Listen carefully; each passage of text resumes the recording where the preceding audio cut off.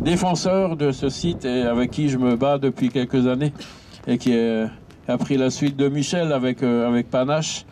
Et le combat qu'il mène est fougueux. Et donc, je lui passe la parole. Merci. Bien, bonjour à toutes et à tous. Merci Claude, merci à toutes et à tous d'être là aujourd'hui. Moi, j'ai aujourd'hui d'abord une pensée pour les salariés. Évidemment, ceux qui étaient de quart hier soir, ceux qui étaient de quart cette nuit, mais aussi pour tous les autres, parce que ce qui a dû se passer cette nuit, c'est difficile pour tous les salariés de ce CNPE, de devoir s'aborder soi-même son outil de travail dans lequel chacun a mis tout le professionnalisme, toute la rigueur, propre particulièrement aux Alsaciens, mais plus généralement aux salariés d'EDF, et qui fait que cette centrale, alors qu'elle est pointée du doigt depuis des années, pour des raisons politiciennes, a toujours été une des plus performantes, tant d'un point de vue de la sûreté que de la productivité de l'ensemble du parc électronucléaire français.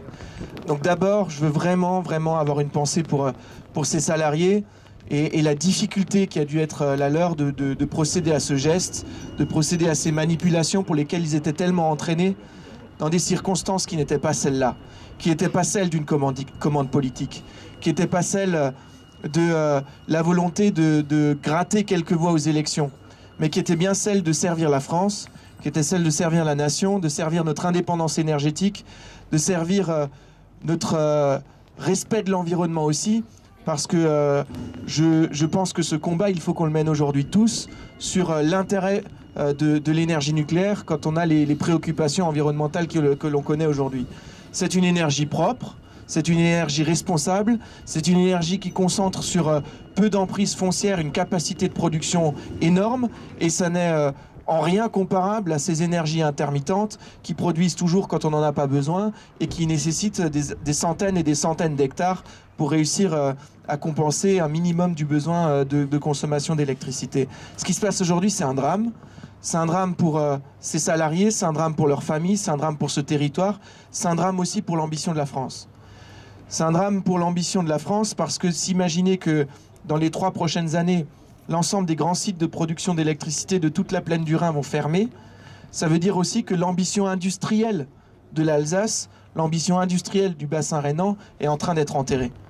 Parce que on a beau faire des grands projets avec les collectivités territoriales, Claude, Gérard, pour reconvertir le territoire, les entreprises, la première chose qu'elles vont regarder, c'est s'il y a de l'électricité.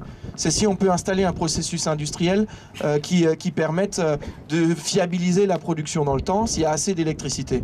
Et malheureusement, aujourd'hui, on n'est pas en mesure de le rassurer. Parce que c'est pas la disponibilité hydraulique. Et là aussi, il y a un vrai professionnalisme d'EDF, mais enfin, EDF ne peut rien faire au fait qu'en hiver, il y a moins d'eau dans le Rhin.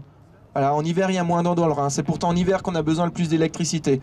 Et bien, quand il y a moins d'eau dans le Rhin, c'est là qu'on consomme le plus d'électricité. Et c'est là qu'on n'a pas d'énergie pilotable, parce que c'est là que les journées sont le plus courts, c'est là qu'il y a moins d'énergie photovoltaïque, et c'est là que le vent est le moins favorable à piloter la production d'éoliennes, si tant est qu'on puisse imaginer que c'est pilotable.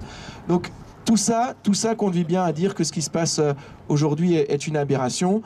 C'est une aberration parce que du début jusqu'à la fin, ce gouvernement est incapable d'avoir une stratégie énergétique. Fessenheim est un symbole, mais ce n'est pas une politique. C'est un symbole, celui de l'accord électoral en 2011, qui permet à François Hollande de gagner les primaires socialistes, et en gagnant les primaires socialistes, de gagner l'élection présidentielle. Et c'est Emmanuel Macron qui met sa promesse en exécution. C'est formidable.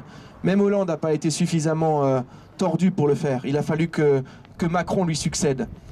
C'est complètement incohérent parce que Macron fait ce en même temps en disant le nucléaire est une chance pour la France, en réfléchissant à relancer un programme de construction de nouveaux nucléaires, mais sans assumer qu'il veut le faire dans son mandat.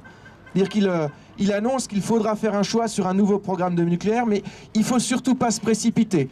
On annonce des fermetures, mais les reconstructions, on ne les annonce pas. On annonce qu'on veut passer à 50% de nucléaire. Pourquoi ?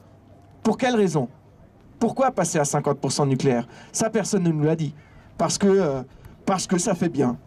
Parce qu'il y a des gens à qui il est plus facile de leur parler en faisant peur parce qu'il y a eu des irresponsables qui ont exploité des centrales nucléaires dans d'autres pays où ça n'était pas surveillé comme en France, où ça n'était pas aussi responsable qu'en France, où on n'avait pas un exploitant aussi rigoureux qu'en France, où on n'avait pas un exploitant aussi surveillé qu'en France, parce qu'on est incapable d'expliquer que ça ne se passe pas ici comme ça a pu se passer ailleurs.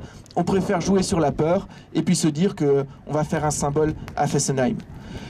Et en même temps, il annonce qu'on ne fermera plus de sites nucléaires, on n'arrêtera que des réacteurs. Qu'est-ce qu'on fait à Fessenheim? On ferme un site en arrêtant les 2 seuls réacteurs. On fait exactement l'inverse que ce qu'il a annoncé. On annonce que la génération de 900 MW, on va les prolonger de 10 ans, on va aller au moins jusqu'à 50 ans.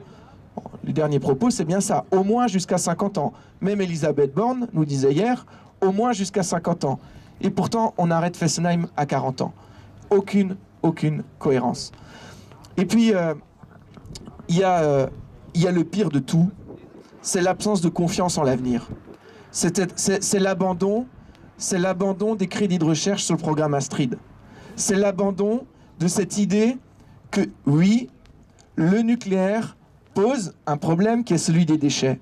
Mais nous avons confiance en nos responsables scientifiques, nous avons confiance en nos exploitants et nous savons que nous pouvons trouver avec la technologie Astrid une solution pour faire en sorte que nos déchets d'aujourd'hui deviennent nos ressources de demain et que l'énergie, le cycle nucléaire soit demain bouclé grâce aux réacteurs de la génération Astrid. Eh bien ce gouvernement, ce sera celui du symbole Fessenheim scandaleux et ce sera celui de l'abandon du programme de recherche Astrid. Et ça c'est encore plus scandaleux. C'est encore plus scandaleux parce que ça montre le peu de confiance qu'a ce gouvernement en le génie français, que le peu de confiance qu'a ce gouvernement en la qualité exceptionnelle des agents d'exploitation EDF, le peu de confiance finalement que ce gouvernement a en notre capacité collective à construire des lendemains meilleurs qu'aujourd'hui. Donc pour toutes ces raisons, j'ai été très mobilisé avec Claude et je le serai encore pour défendre ce site. Mais je suis aujourd'hui particulièrement écœuré par ce qui se passe, particulièrement écœuré par cette situation et de tout cœur, en pleine solidarité avec les salariés qui ont dû vivre cette nuit, une nuit terrible. Ces dernières semaines, à l'approche de cette décision, je n'ose pas imaginer la difficulté dans les familles des salariés que cela pose. Et je veux vraiment aujourd'hui avoir un mot pour eux et tout mon soutien pour leur famille, tout mon soutien pour leurs représentants qui, je sais, depuis des années se battent aux côtés des politiques ou pas quand il le faut, parce que c'est aussi leur rôle, et se battent pour que cet outil de production reste à la fois exemplaire, mais en fonctionnement, parce que c'est le seul hommage qu'on peut rendre à toutes ces 40 années de travail et d'engagement des salariés. Merci à vous, bon courage à vous pour les semaines qui sont encore devant nous, et comptez sur notre soutien. Bravo! Merci Raphaël.